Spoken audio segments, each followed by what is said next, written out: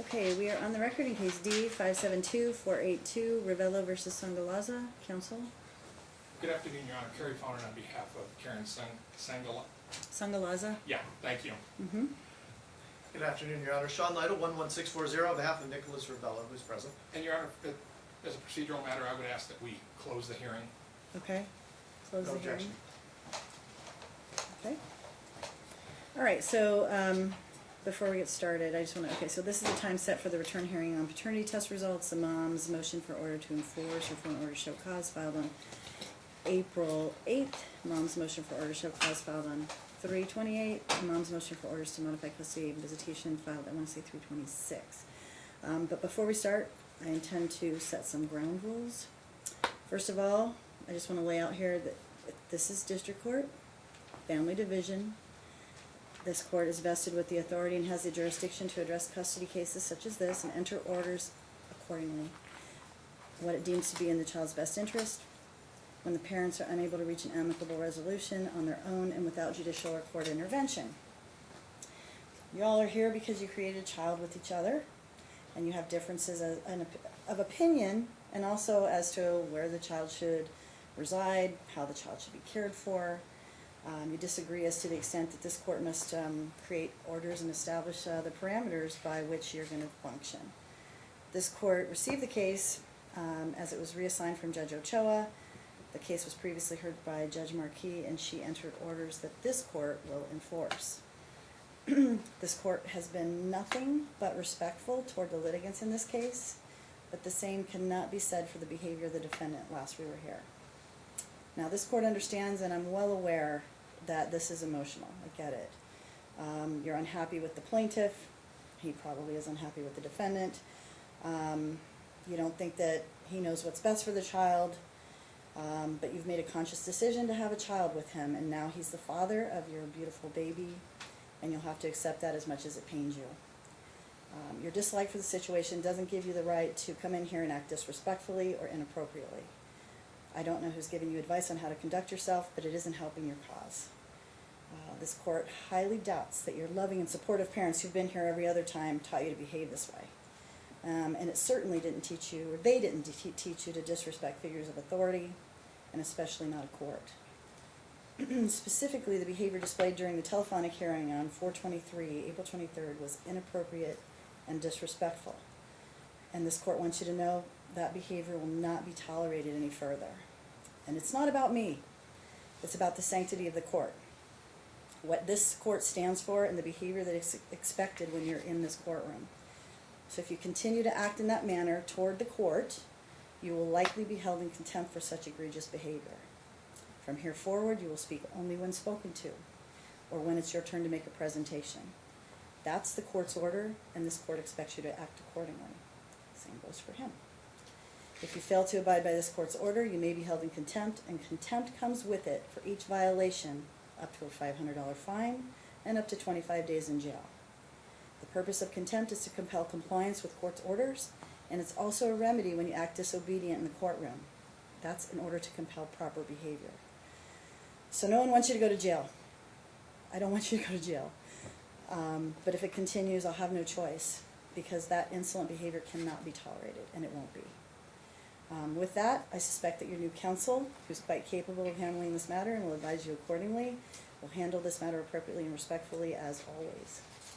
So if you disagree with the court's rulings, the appropriate remedy is to take it to an appellate court.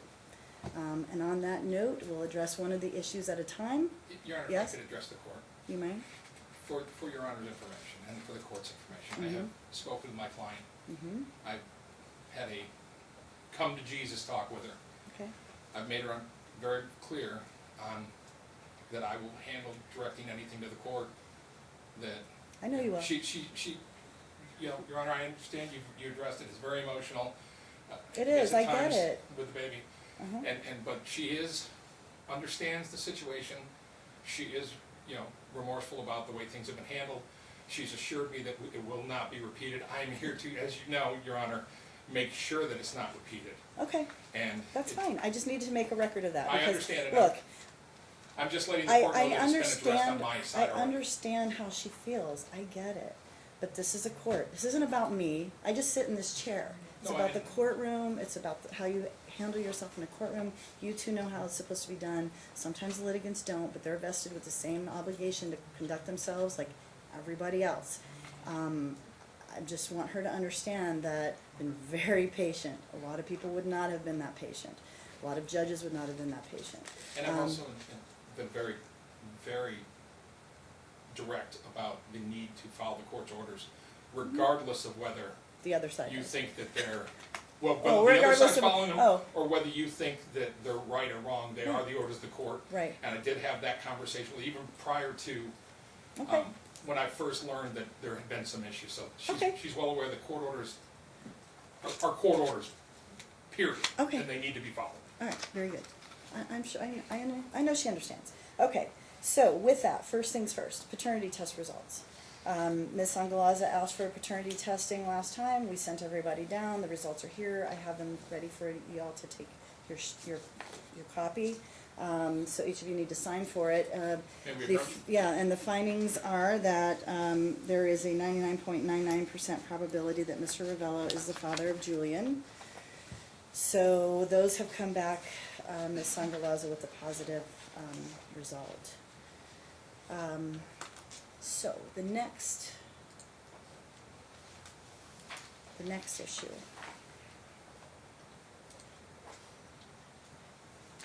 Just on that, before we move on from the paternity test, I believe that this court's order was that, assuming they were positive, that my client would be reimbursed for his share of that test because we had. Oh, I split it, didn't I? Yeah. Yeah, but- yeah. So, I just said it was subject to retax, yeah, right. yeah, so, and how much was the total test?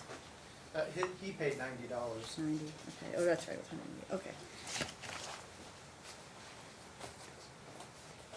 All right, so the next, yes, Just, sir. Also, could we just get documentation of what he paid, just for proof? Yeah, I'm not gonna deal with it right now, what I'll do is I'll encompass all the financial issues together, like, we'll have that all at the trial for the most Okay. part.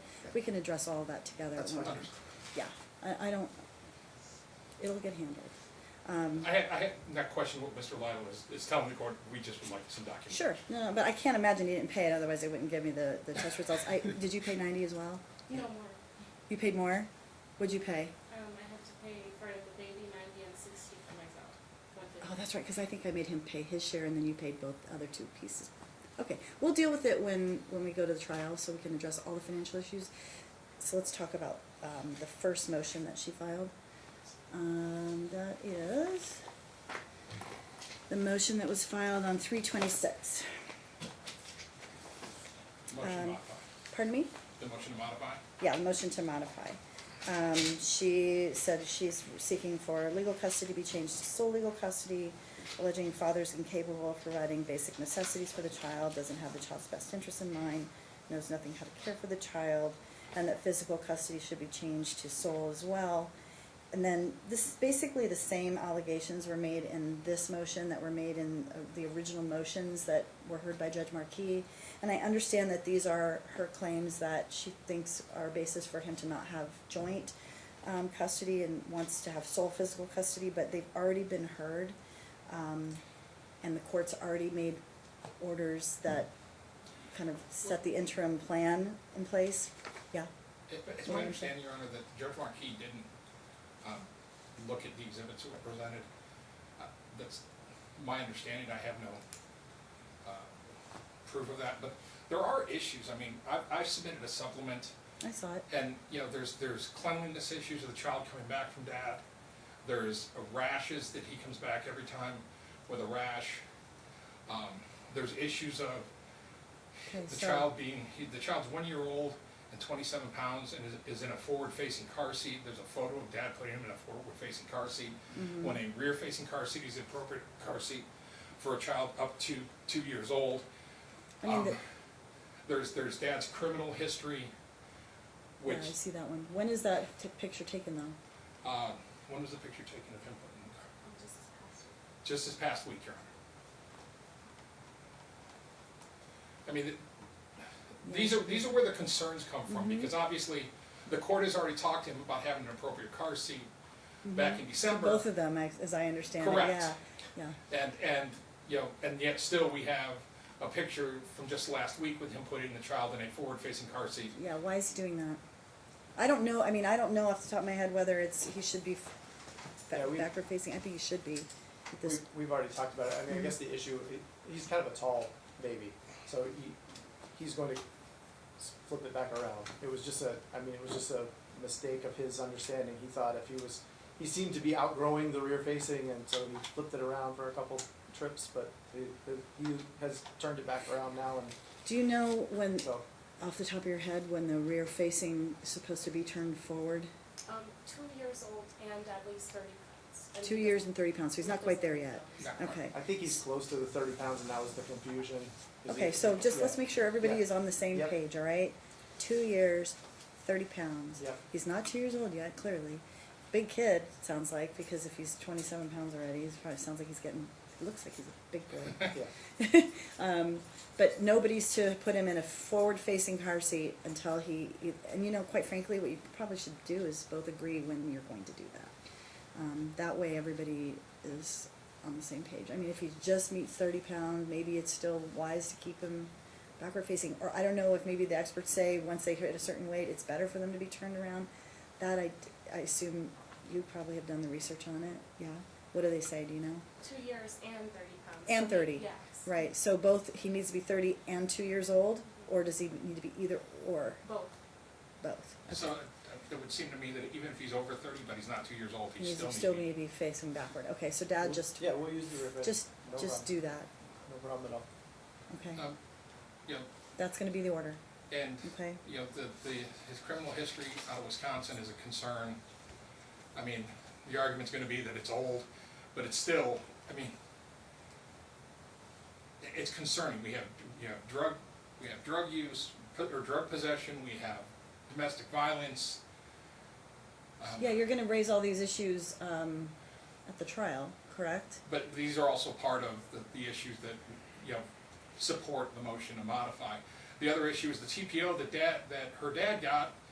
You know, one of the allegations was he was walking around like he was on, quote unquote, Dad says that he was acting like he was on something, which makes us wonder if he's still using drugs. I'm going to object to any testimony about this TPO that was actually stricken in a separate hearing over in justice court. I say I don't know. I know that it existed, but I don't know anything about what happened in that. But that it's case. his exhibit to one of his motions, or to one of his Well, oppositions. So I think right, saying to she have they him applied say, for it to try and stop him from having contact, no, but it was ultimately. no, the dad did. I know. And but But it included everybody in the household, and that's what stopped contact from happening. But I'm just saying that it's a pattern of, you know, his behavior and his aggressiveness that's concerning. That's what I'm saying. He shows up, he's banging on the door. You know, Well, now we have orders in place where they don't go anywhere near each other. I mean, since, look, I looked at the whole history. I know Judge Marquis was like, these two will have no contact. They will meet to Understood. exchange. That's it. Your Honor, She made him jump through many hoops, I'm just trying to make my and make your record. I understand. She's filed her motion, and I'm saying, based upon what she's filed, I understand that those are her complaints. But the judge before me said, I've heard these. I'm ordering him to do some classes. I'll deal with that issue because I know she's raised it. She was ordered to do some classes as And well. I've addressed that, and I need to address that with the court, because there was some confusion on her part. As to whether it was her or him? No, as to well, we can get there when we. Okay, all right, that's fine. So this one in particular, basically, again, requests kind of the same relief that she's requested in the past with the same factual allegations. So what I think needs to happen is that all of this, coupled with whatever other information they intend to raise at trial, will be addressed at trial, and we'll talk about a trial date when we get to the end of the hearing. But to modify at this juncture, based upon sort of the same, again, most of the same allegations that were already raised and have already been heard, and temporary orders already entered, I am inclined to deny that request at this juncture. Now, I mean, and I'm not trying to invite litigation, but look, part of this, if there's a diaper rash, they need to talk about it. I mean, this is not the first person that's come in here and said, hey, I get the child back and he or she has a diaper rash. Every time. They need to talk about that. Okay.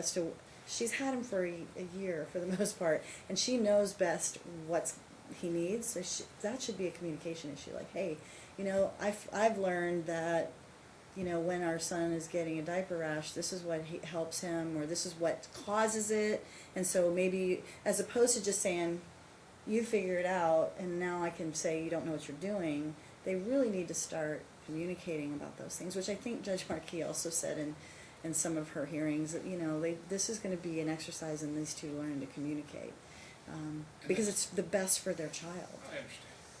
Yeah. And then there's just one other issue is, there was an order, I'm sorry, I don't recall the date off the top of my head, where he was to go to a doctor, find out what formula was best for the child.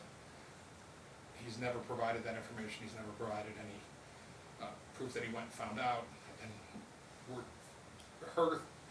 her thought is maybe whatever formula is causing the rash. Might be allergic to it or something? Correct, Is so, she thinking? I mean, we would just ask that he provide that information. How would you know that, though? The order actually was that if she wanted him to use a particular formula, that she needed to identify that. Mm-hmm. And then he would comply with that dictate.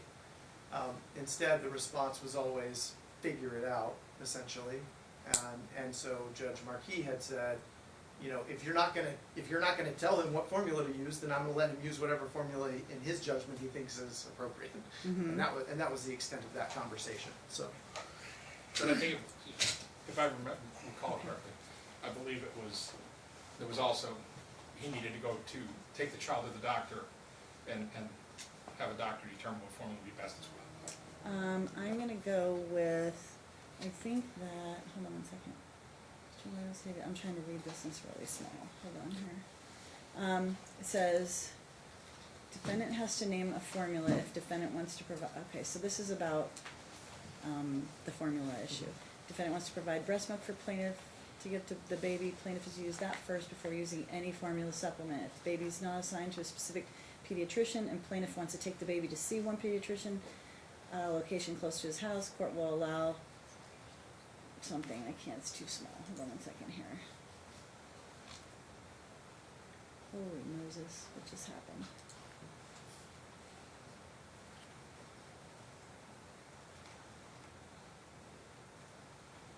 Sorry, it jumped on me. Court will allow this, but plaintiff needs to give defendant notice in writing of the name. If there's a cost associated with that doctor, plaintiff will be responsible for the copay 100%. Plaintiff may follow the pediatrician's recommendation about formula, supplements, eating schedule that is appropriate for a 9-month-old and what types of foods the doctor would like the baby to eat.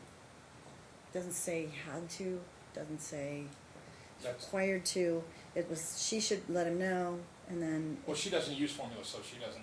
Okay, but I think probably, I'm speculating because I wasn't the judge, but the judge was probably giving her the opportunity to choose what she thought was best, and if she didn't, then he was going to be able to do whatever he wanted.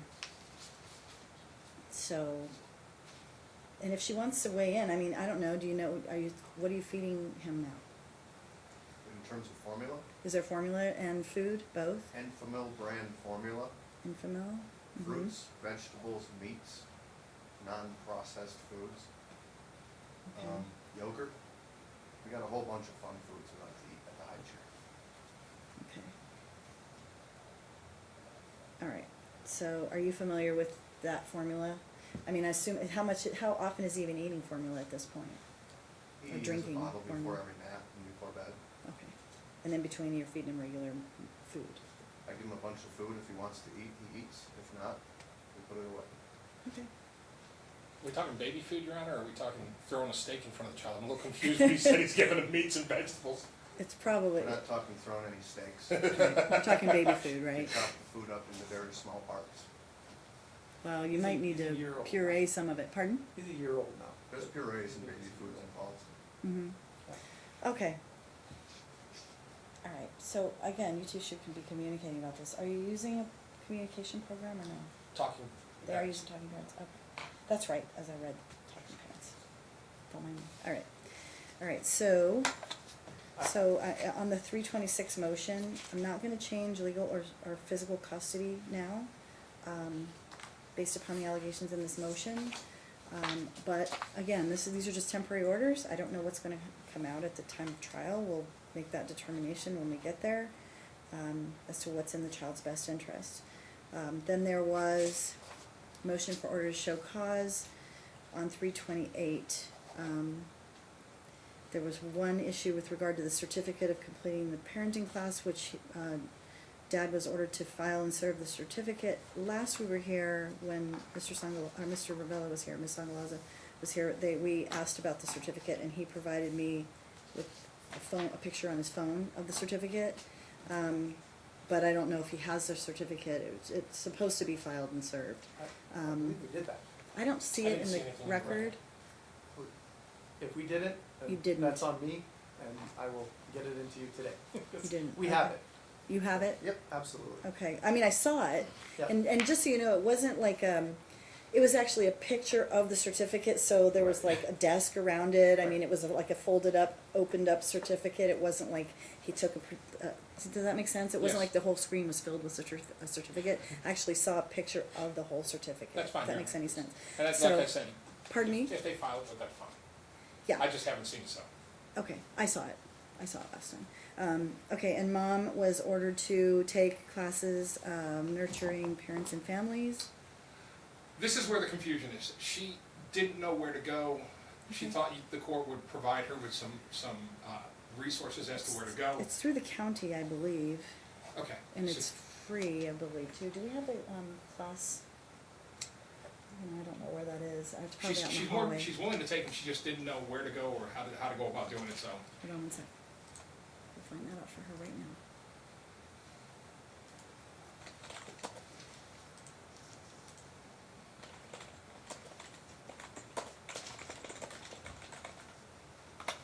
Okay.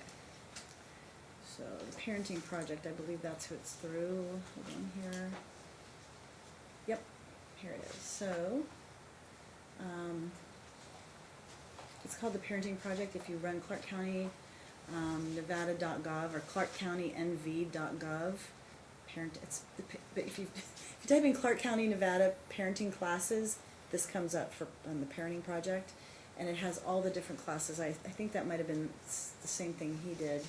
Can't remember which ones he was. And what was the name of the class again? Nurturing Parents and Families. Nurturing Parents and Families, okay. Um, I'll find it, Your Honor, and I'll pass it along to my client, get her to take those classes.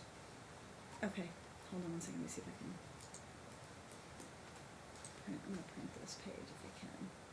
Hopefully this gives you, at least it gives you the phone number. Classes are free, so that'll give her that, and she can take that. We'll get that If she remedy, can- and we'll get the certificate. Okay, and if she can just do that within the next 30 days, that would be wonderful. Isn't it 6 classes? I don't I thought. think so. Oh, no, I mean, however many there are, I'm just saying, get it started. started, Yeah, okay. get it started within the next Understood. 30 days. I don't know how many there are in the Nurturing Parents and Families. There might be 6. There's usually several weeks of them. Understood. But within the next 30 days, she needs to get started, because unless it's not offered, I just don't know. As soon as it's offered, she needs to get started. Because I know they have them only certain periods of time. You see the numbers on the top there? So she can call them, okay? She seeks lost wages due to the order that I entered. But it's not really an order to show cause scenario, so any of these financial issues, I'm gonna just defer them to trial. Yes, Your Honor. If she thinks she's entitled to something, and you need to discuss that with her I about will. whether she is or is not, and whether she wants to make a claim, but I'm not gonna rule on anything today, I'll just defer any of the financial issues to trial. Understood. All right, and then on 4/8, the motion, she said that Dad failed to disclose his address as he was ordered to. And now, as I understand it, Dad may have relocated, and now we don't know where he lives. And so- Your Honor, and this was an issue, this was one of Mm-hmm. my exhibits, is she asked him for the address, for the apartment number. Mhm. He refuses, he says, I'll give it to you if the judge orders. Well, the judge already ordered, Right, I saw that. so, So yes, so here's the deal. He's in the same complex, and He just needs to tell her, look, here's why that is necessary. Because if he calls and says, we have an emergency, and I need help, yeah. she needs to know where to go. So that's why the court ordered that to begin with, and so I'm gonna tell him right now to state on the record what is his address, and if he relocates again, he needs to immediately, within 1 week of knowing where he's going or relocating, he needs to do a notice of change of address with the court so that we know where he is, because we all need to know where his address is, but mom needs to know, because when the child's in his care, they may need each other's help. Right. And he needs to know where she is too. And just to be clear, when that motion was filed, he did not have a new address. So, Okay. I mean, that was the thing. All right. So, Well, now I wanna know what his new address is. absolutely. So what is it? Go ahead, Del. 2664 North Buffalo Drive, Unit 2419. Okay. Okay, so we're gonna have him do a new, a notice of change of address form. And Ms. Sangalaza, just so you know, we sent you mail from here and it came back, so I wanna make sure we have your proper address as well. Yeah, the other issue we have is, I guess Pardon me? when there was a welfare check by the police. The police said somebody else is living there, they couldn't tell my client who, so. Where it's, so living where? With him. She doesn't know who lives with him. I talked to Mr. Lyle, he said nobody does, but that's not the information she got from the police when, Okay, So- all right, hold on, let me, one thing at a time. So I was asking, what's her address then? At 5086 Penn Lane Court. Las Vegas, 89139? Yeah. Okay, Penryn, correct? Okay, so we have case correspondence to a Buffalo address, which probably is the old, it's 2656 North Buffalo, apartment 1232. Were you ever in that apartment? Yes. Okay, so that's not where you want it to be sent now. Would you change that for her, please? All right, so, all right, hold on 1 second. I wanna look to see what we had in terms of the return from Karen.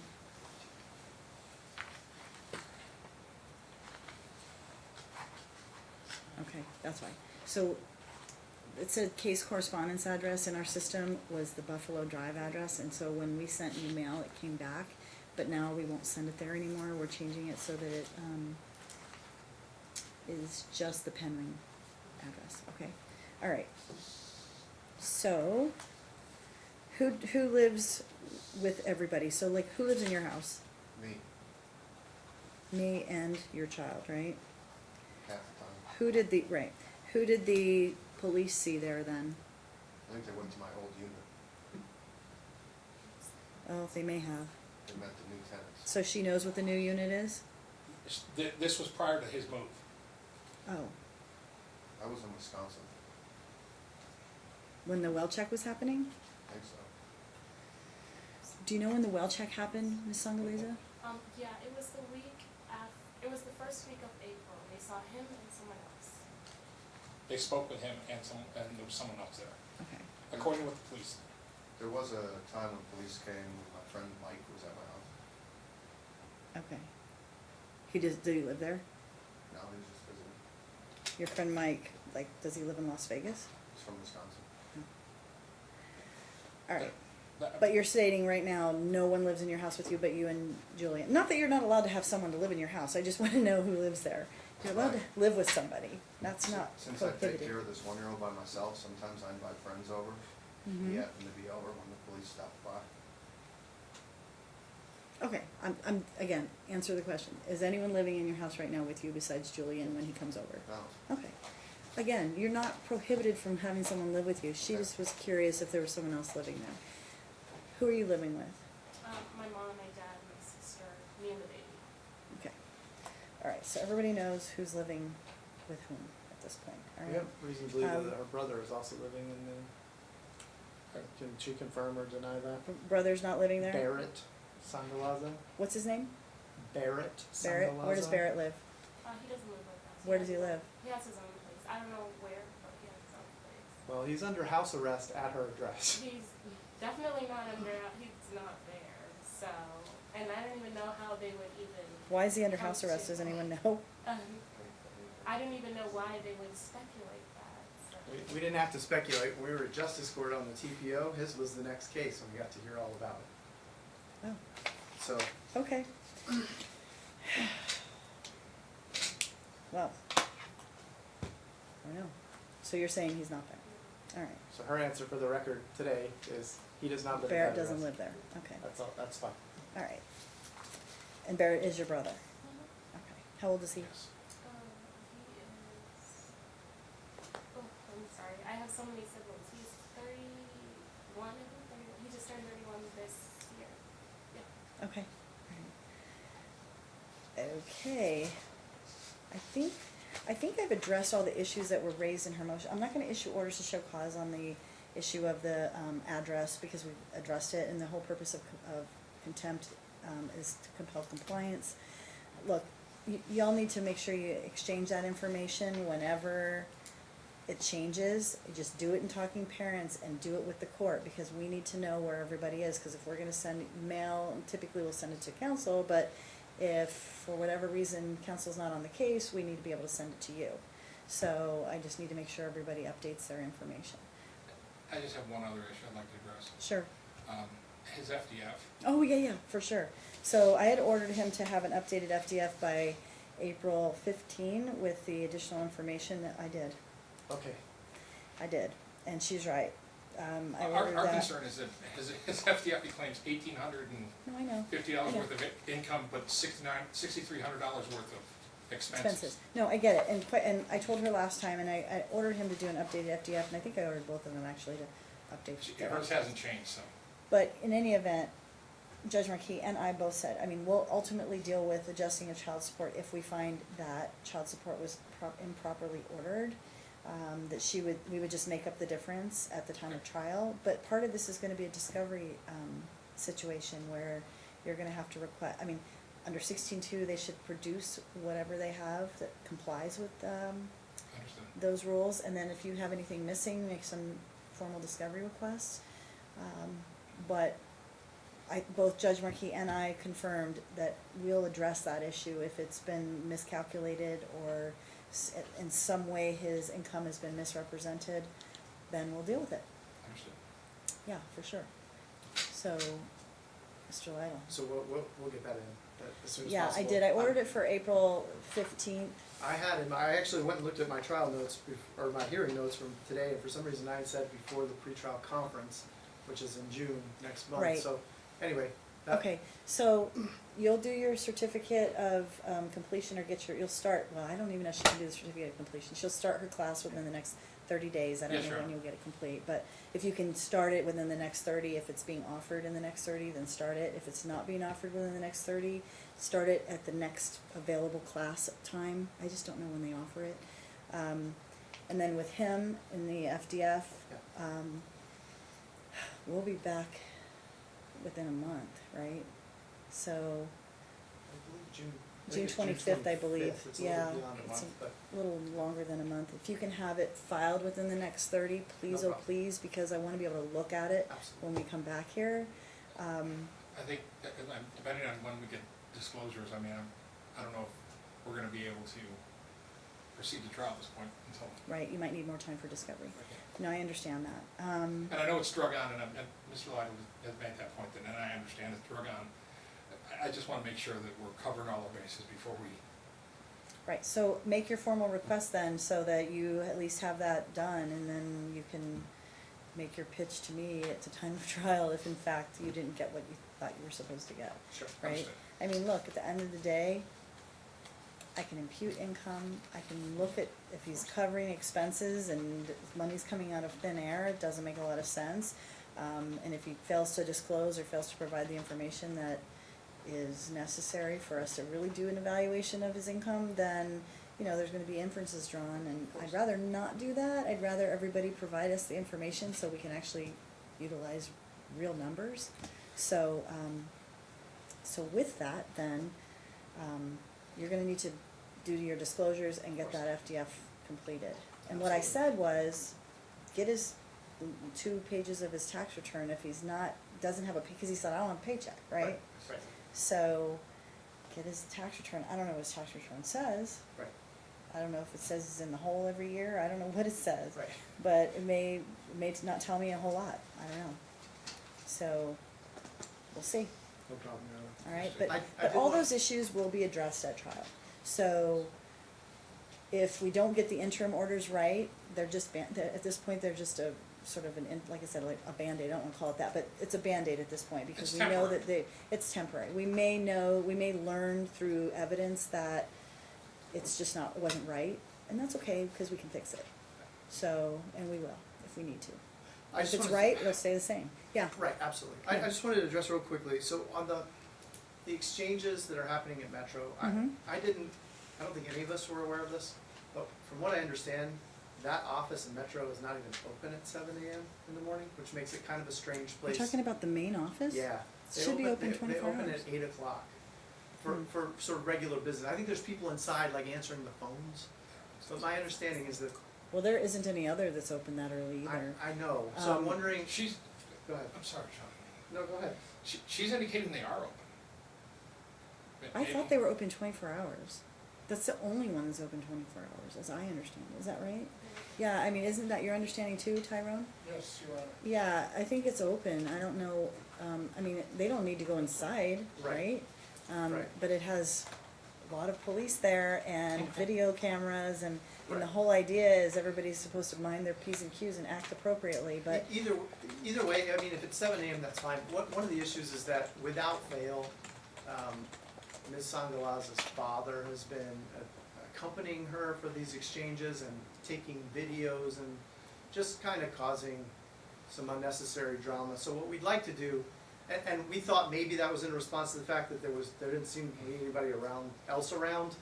So we were gonna offer to maybe just move that an hour later, but if we can address it another way, I'd be happy with that too, which is that we'd really prefer that no other family members show up and take videos and these sorts of things at exchanges. The whole point of having the exchanges at Metro was because it is a public place and all that stuff. So before you say any more, the 400 South Martin Luther King Boulevard address is reporting on Why you- internet, pardon me?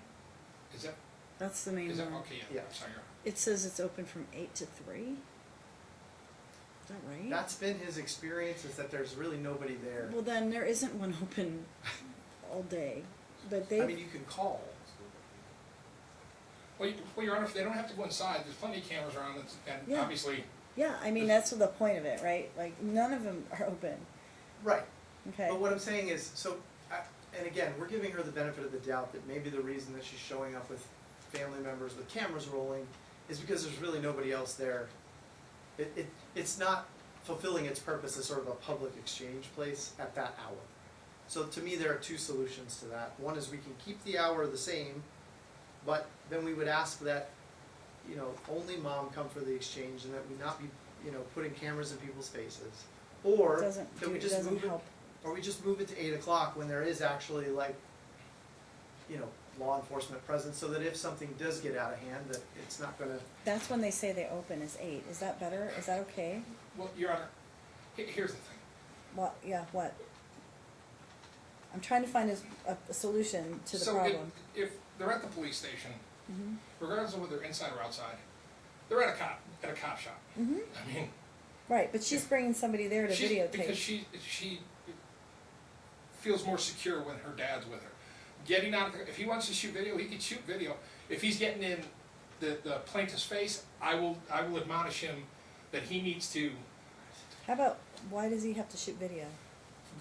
because, well, if there's an incident, then you have to subpoena the video for Metro. and That's then why you they're have- there. Right, that, I mean, that, I thought that's I why mean, we that were was the doing point it of Metro it, in the so first that place. if they Well, had, we would still like Dad there, if the court orders him not to videotape it, that's fine, but she is far more comfortable. oh, look, if she has someone accompanying her, I don't have a problem with that. But the videotaping is just inciting Understood, that's fine. stress and negativity, right? So if it would make 0 sense for either one of them to do anything in the front of the police department, okay? Not that it hasn't happened, but the police department, I myself It's would pick true. a different place to do It's something true. stupid, but no, people do it, but they have cameras and that's the whole point, and there are people there, but yeah, I mean, I was thinking if they were open at 8 o'clock and they could go in at 8 o'clock, but if they picked 7 for a reason, I don't know if the judge picked 7 before or whether it was. 7 works for my client. That's Okay, the- works for her, that's fine. Then we're just gonna leave it at 7, but let's, no videotaping, Okay. no videotaping, but she can take someone to come here. But I would say, He needs to stay in the car. That's fine. The parties need to do the exchange of the child, putting him in the seat, but dad needs to stay in the car Understood. so that there's no altercation, because they don't need to be in the middle of it. I mean, I understand him wanting to protect his daughter, and I understand that he's worried, but at the end of the day, they're at the police department, and the videotaping doesn't make a lot of sense. Understood. Yeah. Because they have video, that's why they're there. Otherwise, I'd just send you to the local park, but that doesn't make any sense. All right, so, with that, I'm gonna ask you to prepare orders regarding the different motions. Shouldn't Mr. Lytle, since I lost? That's not how this works, my friend. That's fine, I'll prepare them. Yeah, I'm gonna ask you to do it. And then we'll see you back here on June 25th, I believe it is. Right. And hopefully by then we can have some update as to financials and in terms of disclosures, not just the FDF. The FDF must be filed, okay? Right. But in terms of disclosures, so everybody's a little more satisfied with the information. Will there And, be and, minutes? and then I would highly recommend these two try to resolve this matter. What's that? Obviously, we covered a lot of ground today. Mm-hmm. Will there be some minutes that are prepared or? Yes, for sure. Okay. Yeah. I just didn't know if we were gonna have full-on minutes or Yeah, she'll the short do- version. No, she does great Okay. minutes, but, Perfect. what do you have I'm there? sorry, we have this. That's the change of address. Okay, all right, so, what was I gonna say? So you're preparing the order, we'll see you back on June 25th. Oh, and I was just gonna say, and then now that you're on the case, I mean, talk to Mr. Lytle if there's any potential for resolution, I don't know if there is or is not, but if the parties can reach an amicable resolution, their child would be far better off than if they have to go through a trial and start slinging mud and, Understood. dragging each other through the process, cause it's not pretty, and they You have know me, Your Honor. 17, I know you do, I know, they have 17 more years, to raise this child, and then some, to go on to the things that happen when he becomes an adult, so, I'll have but discussion. best with to Mr. start now. Pardon? I'll have a discussion with Mr. Lytle. Yeah, for And sure. maybe we even, I'll discuss, I'll broach this subject, maybe even a settlement conference and see if that would be something that would. Yeah, for sure. I look Okay. forward to this call. All right, Very good, Your thank you Honor. very much. Have a good day. I'll- Have a good day, folks.